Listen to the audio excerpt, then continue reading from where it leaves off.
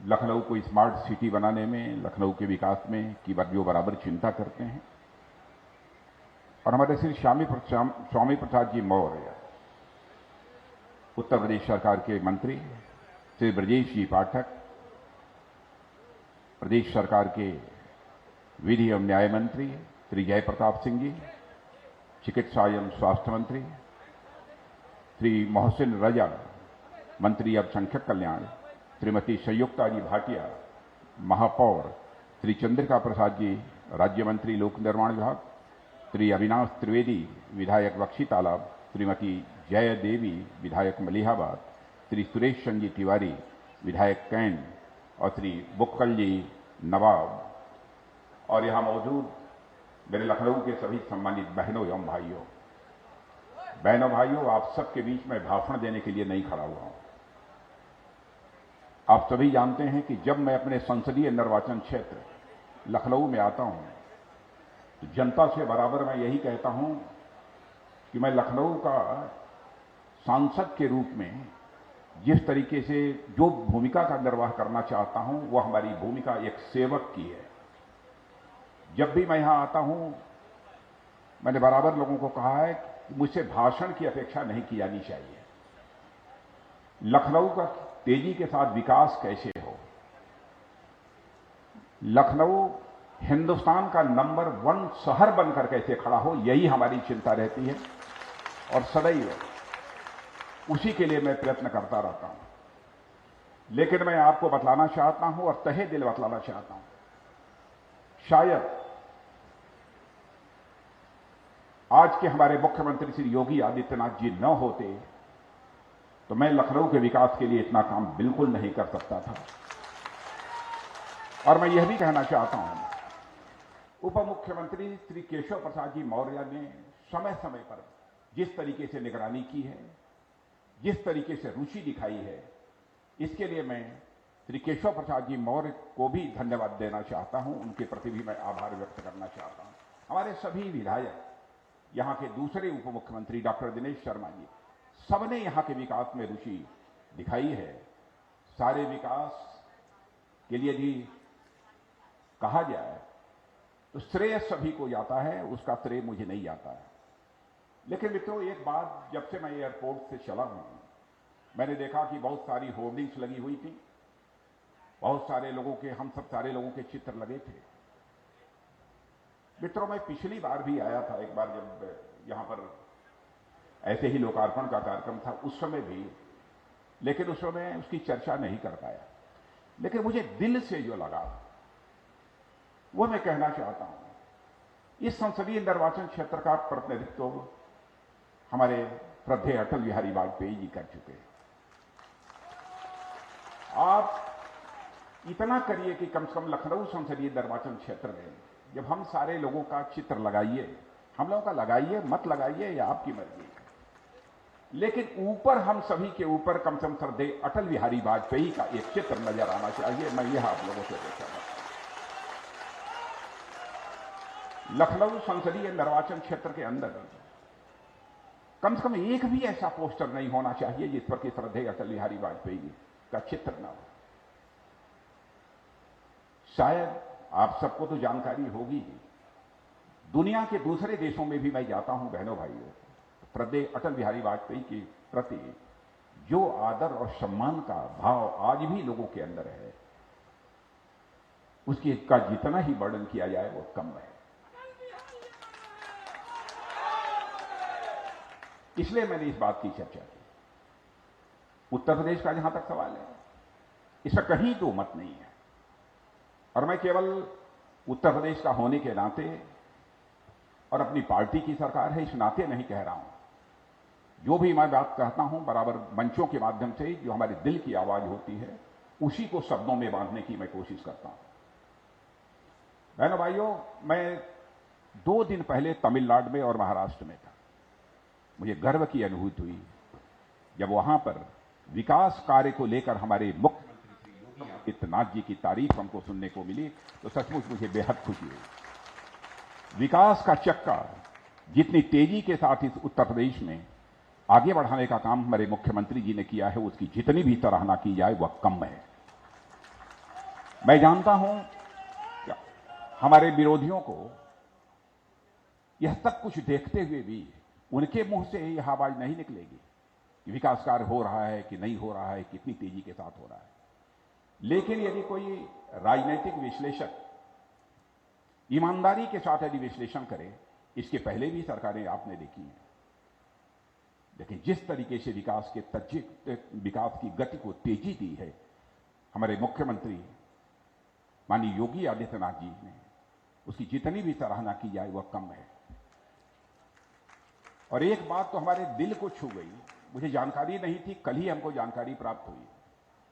Corona की महामारी के दौरान, इसमें कहीं दो मत नहीं है कि हमारे मुख्यमंत्री जी ने कोरोना के दौरान जिस प्रकार से स्वयं कोरोना से पीड़ित होने के बावजूद अपने दायित्व का निर्वहन किया है और जिस संवेदना के साथ अपने दायित्व का निर्वहन किया है, वो अपने में बेमिसाल है। और जो बात मुझे ज्यादा दिल को छू गई, वो छू गई कि जिनके अभिभावक नहीं रहे, उन बच्चों के, अनाथ बच्चों की पढ़ाई लिखाई और उनकी परवरिश की चिंता यदि कोई करेगा तो जो उत्तर प्रदेश सरकार करेगी, यहां के मुख्यमंत्री करेंगे। और उन्होंने की योजना प्रारंभ की है, मुख्यमंत्री बाल सेवा योजना। और मुझे यह भी बतलाया गया, उन्होंने 4,000 रुपये प्रति माह इन बच्चों को देने का फैसला किया है और 3 माह का एक ही साथ 12-12 हजार रुपया इन सभी ऐसे बच्चे जिनके माता पिता नहीं रहे हैं, उनको देने का काम किया है। यह कोई छोटी बात नहीं है। यह जो वही मुख्यमंत्री कर सकता है, जो संवेदनशील मुख्यमंत्री होगा वही कर सकता है, तभी इसकी चिंता नहीं कर सकते। और मैं तो कहना चाहता हूं, इस संवेदनशीलता की सराहना, एक भी हाथ ऐसा यहां नहीं होना चाहिए जो तालियां बजाकर मुख्यमंत्री के प्रति आभार न व्यक्त करे। और यह बात तो सचमुच हमारे दिल को छू गई। नौजवानों की चिंता, नौजवानों की चिंता का जहां तक प्रश्न है, मैं जानता हूं हम भी ग्रामीण क्षेत्र के हैं, आप में से भी बहुत सारे लोग ग्रामीण क्षेत्र के रहने वाले होंगे। शहरी क्षेत्र में कोचिंग हासिल करने की तरह तरह के जो प्रतियोगी परीक्षाएं होती हैं, कंपटीशंस होते हैं, आईएएस, पीसीएस और बहुत सारे कंपटीशंस हैं, आप सब जानते हैं। केवल हमारे ग्रामीण क्षेत्रों का युवा इसलिए पिछड़ जाता है, उसको कोचिंग की सुविधा जिस प्रकार की प्राप्त होनी चाहिए वो प्राप्त नहीं हो पाती है। लेकिन मुख्यमंत्री योगी आदित्यनाथ जी ने एक बहुत बड़ा काम किया है। इन सबको कोचिंग देने के लिए एक व्यवस्था उन्होंने प्रारंभ की है, अभ्युदय योजना। और अभी डिवीजन के स्तर पर यह प्रारंभ हुई है और उनका यह कहना जल्दी से जल्दी जिले स्तर पर इस प्रकार के कोचिंग क्लासेस चलाए जाएंगे कि हमारे ग्रामीण क्षेत्रों में रहने वाले गरीब नौजवान जो कोचिंग नहीं हासिल कर सकते, वह विधिवत से अभ्युदय योजना के अंतर्गत कोचिंग हासिल कर सके। गांव के कच्चे मकानों में रहने वाले, झोपड़ियों में रहने वाले जो परिवार हैं, उनके बच्चे भी, बहनों भाइयों, कोचिंग हासिल करके वह भी प्रशासनिक बड़े बड़े दायित्व का निर्वहन वो कर सकते हैं भविष्य में। इन 2-3 चीजों की मैंने इसलिए चर्चा की कि यह तीनों बातें मुझे छू गई। काम तो बहुत सारे किए हैं। अब कानून और व्यवस्था का जहां तक प्रश्न है, अब उसके बारे में मुझे कहने की जरूरत नहीं है। मैं समझता हूं कि 2 शब्दों का नाम यदि योगी जी का कोई सुन ले, योगी, तो दिल की धड़कन अपराधियों की बढ़ जाती है। अब चाहे कोई कुछ भी कहे, लेकिन अपराधियों के ऊपर तो शक्ति होनी ही चाहिए। अपराधियों को किसी भी सूरत में माफ नहीं किया जाना चाहिए। हम यदि राज्य में सुशासन लाना चाहते हैं, तो जब तक कानून और व्यवस्था की स्थिति बेहतर नहीं होगी, तब तक सुशासन की कल्पना भी नहीं की जा सकती। और जब तक कानून और व्यवस्था की स्थिति बेहतर नहीं होगी, तब तक राज्य का विकास भी किसी भी सूरत में संभव नहीं हो सकता। जिस तरीके से कठोर कार्रवाई की उन्होंने, उसकी जितने भी सराहना की जाए वह कम है। मैं केंद्र में देखता हूं हमारे प्रधानमंत्री मोदी जी और उत्तर प्रदेश में हमारे मुख्यमंत्री योगी जी, और यह तो परमात्मा ने एक अद्भुत जोड़ी बनाई है, मोदी और योगी, 2 अक्षर यहां भी 2 अक्षर यहां।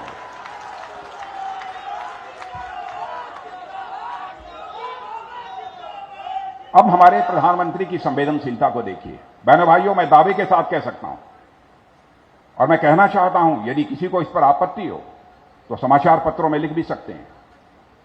आज हिंदुस्तान के 90% से अधिक ऐसे परिवार हैं जो कि किसी न किसी सरकारी योजना से वह आच्छादित हुए हैं। 90% से ऐसे अधिक परिवार हैं जो कि इन योजनाओं से आच्छादित हुए हैं। वहां केंद्र में हमारे मोदी जी की योजनाएं और यहां पर हमारे मुख्यमंत्री योगी जी ने जो कुछ योजनाएं प्रारंभ की है, कोई छोटी बात नहीं है। मैंने 90% की बात बहुत संभल कर बोली है, और भी प्रतिशत इससे बड़ा है। हमारी बात गलत न सिद्ध होने पाए इसलिए मैंने संभल कर बोला है। यह कोई छोटी बात नहीं है। और जो कुछ भी लखनऊ में हुआ है, मैं समझता हूं कि मुख्यमंत्री जी ने विशेष तवज्जो न दी होती, क्योंकि जब भी मैंने रात को भी टेलीफोन कर दिया, उन्होंने तुरंत अधिकारियों को आदेश दिया कि जो भी विकास कार्य लखनऊ में चल रहे हैं, रक्षा मंत्री जी ने कहा है तुरंत उसकी समीक्षा की जानी चाहिए। और एक दिन तो वह समीक्षा बैठक इनके अधिकारियों के द्वारा रात को 11-12 बजे और 1 बजे हुई थी। दिन में हमारा जो टेलीफोन आया था, उसके बाद रात को पहले दिन आया था, तो दिन भर व्यस्तता रही होगी, तो वह समीक्षा बैठक रात को हुई है। लेकिन मुख्यमंत्री जी, मैं कहना चाहता हूं कि हमारा एक स्वप्न है लखनऊ के लिए, यातायात की दृष्टि से यह हमारा लखनऊ शहर यह एक सुगम शहर बन जाए। यह हमारी एक चाहत है। काम तो बहुत सारे हैं, छोटे मोटे काम तो होते रहते हैं, लेकिन जिस तरीके से लखनऊ की आबादी तेजी के साथ बढ़ रही है, मैं चाहता हूं कि लोगों के आवागमन में किसी भी प्रकार की असुविधा न हो और अधिकतम सुविधा यहां के लोगों को आवागमन में प्राप्त हो सके। मैं देख रहा था एक आंकड़े, 1970 में, यानी लखनऊ नगर की पिछले 20 वर्षों में लगातार आबादी 1 लाख और वाहनों की संख्या लगभग 80,000 प्रतिवर्ष की दर से बढ़ रही है। आप ये कल्पना कर लीजिए कितनी तेजी के साथ आबादी बढ़ रही है, वाहनों की संख्या कितनी तेजी के साथ बढ़ रही है। 1970 में जहां आबादी 4 लाख और वाहनों की संख्या मात्र 7-8 हजार हुआ करती थी, वह अब बढ़कर आबादी लगभग 45 लाख की हो गई है और वाहनों की संख्या 26 लाख से ऊपर पहुंच गई। माने सड़कों पर यदि यह फ्लाईओवर्स न बने होते तो लोगों का सड़कों पर चलना कितना दूभर हो जाता। इसी को ध्यान में रखते हुए इस क्षेत्र से जब आप लोगों ने मुझे सांसद चुना, तो पहला काम 2015 में मैंने किया कि लखनऊ के चारों तरफ 8 लेन की एक रिंग रोड बना दी जाए और 104 किलोमीटर की उस रिंग रोड का निर्माण तेजी के साथ हो रहा है। लेकिन मुख्यमंत्री जी, मैं आपसे यह अनुरोध करना चाहूंगा, इस काम में थोड़ी बीच में इसकी गति कमजोर पड़ गई थी। काम करने वाले जो कॉन्ट्रैक्टर्स हैं उनके कारण इसकी गति कमजोर पड़ गई थी। बीच में आपने इसकी समीक्षा कराई थी और यह किसी भी सूरत में यह काम 2022 के 2021 समाप्त होगा। मैं समझता हूं कि 2022 के ज्यादा से ज्यादा जून तक, या ज्यादा से ज्यादा कहिए तो 2022 अक्टूबर तक यह पूरी रिंग रोड बनकर 104 किलोमीटर की लखनऊ के चारों तरफ तैयार हो जाए। उसके लिए मुख्यमंत्री जी, मैं क्या कहूं, आप जरा पहले वाला भी और मुख्यमंत्री वाला तेवर दिखा दीजिए एक बार, वो बन जाएगा।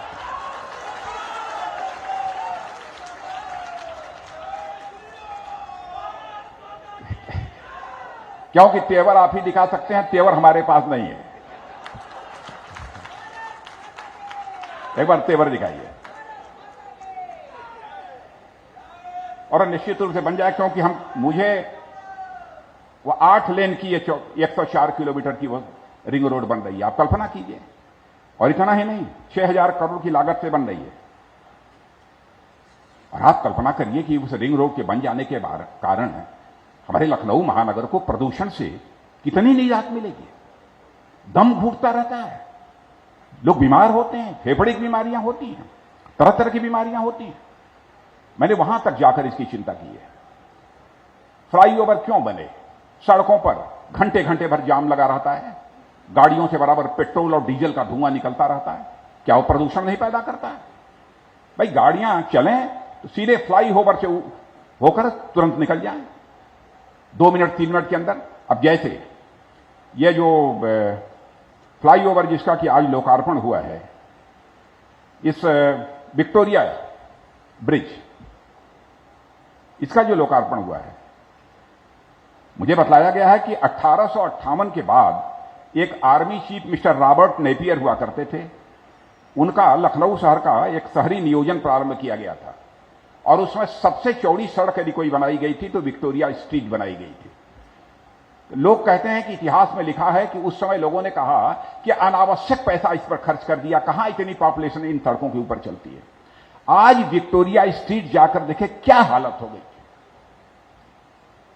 वहां पर इस प्रकार के फ्लाईओवर का बनना यह आवश्यक हो गया था, इसलिए यह फ्लाईओवर बना है और मैं समझता हूं कि यह बहुत ही ऐतिहासिक काम हुआ है। अब वह 4 किलोमीटर की दूरी पार करने में कभी कभी आपको 45 मिनट लगे हैं कि नहीं, मैं आपसे पूछना चाहता हूं। 1-1 घंटे लगे हैं। अब वह दूरी आप 3 मिनट में पार करेंगे मेरे मित्रों, 3 मिनट में आप वह दूरी पार करेंगे। और आज विक्टोरिया ब्रिज जिसका कि लोकार्पण हुआ है, यह 5वां फ्लाईओवर है। अभी 4 पर काम प्रारंभ होने वाला है, कुछ का टेंडर हो गया है, कुछ का होने वाला है। और स्वयं इस काम को हमारे deputy chief minister Keshav Prasad ji Maurya इसकी भी चिंता कर रहे हैं कि जल्दी से जल्दी, और इनका जो ब्रिज कारपोरेशन है वह भी इस काम को देख रहा है। लखनऊ में जो भी विकास हुआ है, हमारी जितनी भी कार्यदायी संस्थाएं हैं, सारी कार्यदायी संस्थाओं ने मित्रों बहुत ही महत्वपूर्ण भूमिका यहां पर निभाई है। और एक जानकारी समाचार पत्रों के माध्यम से कुछ समय पहले आपको मिली होगी, लेकिन आज उस बात को मैं दोहरा देना चाहता हूं। रक्षा मंत्रालय का एक विभाग है डीआरडीओ, उसके द्वारा यह तय किया है हम लोगों ने, मिसाइल का नाम तो सुना होगा, बड़ी खतरनाक चीज होती है। कभी कोई कल्पना नहीं करता था कि उत्तर प्रदेश में मिसाइल बनेगी। बहनों भाइयों, उत्तर प्रदेश में इसी लखनऊ के पास में ब्रह्मोस मिसाइल बनेगी। अब कितने लोगों को काम मिलेगा? अभी मुख्यमंत्री जी से बात हो रही थी, मुख्यमंत्री जी ने बताया कि हमने अनुमान लगाया था लगभग 5000 से अधिक लोगों को काम इससे मिलेगा। मैंने तो अनुमान भी नहीं लगाया था कि कितने लोगों को काम मिलेगा नहीं मिलेगा। हमारे को तो एक ही चीज दिखाई देती है, यहां फैक्ट्री आ जानी चाहिए बस। लेकिन मुख्यमंत्री जी ने हिसाब किताब कर लिया कि कितने लोगों को रोजगार मिलेगा, कि क्या होगा, कैसे होगा, और उन्होंने मुझे बताया कि 5000 से अधिक लोगों को रोजगार मिलेगा। और मैं मुख्यमंत्री जी के प्रति आभार व्यक्त करना चाहता हूं। जिस समय स्वर्गीय कल्याण सिंह जी की अंत्येष्टि हो रही थी, उस समय मैंने मुख्यमंत्री जी को कहा कि मुख्यमंत्री जी, हमको 250 एकड़ जमीन चाहिए और 1 रुपया लीज पर चाहिए। आप कल्पना कीजिए, 1 रुपये लीज पर 250 एकड़ जमीन चाहिए। लखनऊ के इर्द गिर्द चाहिए, क्योंकि यह एक डिफेंस कॉरिडोर उत्तर प्रदेश में हमारे आदरणीय प्रधानमंत्री जी ने उत्तर प्रदेश और तमिलनाडु 2 राज्य ऐसे हैं यहां पर बनाया है। उसी डिफेंस कॉरिडोर के अंतर्गत यह लखनऊ भी आता है।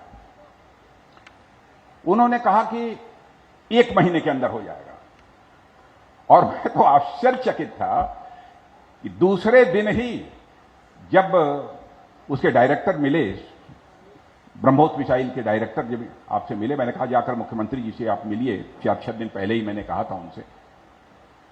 तो उन्होंने कहा कि जाइए, फाइनल जितनी जमीन चाहिए 250, 300, 400 जितनी एकड़ जमीन चाहिए आपको 1 रुपया लीज पर मिलेगा। यह मुख्यमंत्री जी ने आश्वस्त कर दिया। एक बहुत बड़ी चीज अब यह भी यहां पर स्थापित होने जा रही है। ग्रीन गैस लिमिटेड के द्वारा भी मुझे अवगत कराया गया है कि पीएनजी गैस की सुविधा पूरे लखनऊ नगर के निवासियों के प्रत्येक घर में पहुंचाने का लक्ष्य निर्धारित हुआ है, जिससे घरेलू गैस की लागत, जो इस समय गैस जलाते हैं खाना बनाने के लिए आप, अब गैस की लागत कम हो जाएगी। यह पीएनजी गैस की सुविधा जब आपके घरों में पहुंच जाएगी, यह भी काम तेजी के साथ चल रहा है। एक और जानकारी मैं आपको देना चाहता हूं कि टूड़ियागंज सामुदायिक स्वास्थ्य केंद्र में चिकित्सा सेवाओं के उन्नयन के लिए जिला प्रशासन से प्राप्त प्रस्ताव पर मेरे द्वारा 1 करोड़ की धनराशि स्वीकृत की गई है, जिसमें 50 लाख रुपए की एक किस्त जारी भी कर दी गई है। जिला प्रशासन इस कार्य को शीघ्रातिशीघ्र संपन्न कराए, यह हमारी अपेक्षा है। और लखनऊ का सदैव आगे तेजी के साथ विकास होता रहे, और इसमें हमारे नितिन गडकरी जी ने, हमारे मित्र नितिन गडकरी जी ने, जो सड़क परिवहन मंत्री हैं, उन्होंने बहुत ही अहम भूमिका निभाई है। मैं आज वो हमारे बीच उपस्थित नहीं है, फिर भी मैं अपनी तरफ से उनके प्रति आभार व्यक्त करना चाहता हूं। आज के अवसर पर मैं समझता हूं कि इससे ज्यादा कुछ कहने की आवश्यकता नहीं है। पुनः मैं मुख्यमंत्री जी और पूरी उत्तर प्रदेश सरकार के प्रति आभार व्यक्त करते हुए और आप सभी लखनऊ वासियों के प्रति शीश झुकाकर सम्मान की अभिव्यक्ति करते हुए अपना निवेदन समाप्त करता हूं। बहुत बहुत धन्यवाद माननीय, आपके प्रेरणादायी उद्बोधन के लिए। नमस्कार, मैं हूं मानक गुप्ता। अगर आपको हमारा ये वीडियो पसंद आया हो तो इसे लाइक और शेयर जरूर करें, और हां, हमें सब्सक्राइब और फॉलो करना ना भूलें ताकि आप देश और दुनिया की कोई खबर मिस ना करें। तो जुड़े रहिए हमारे साथ और देखते रहिए न्यूज़ 24।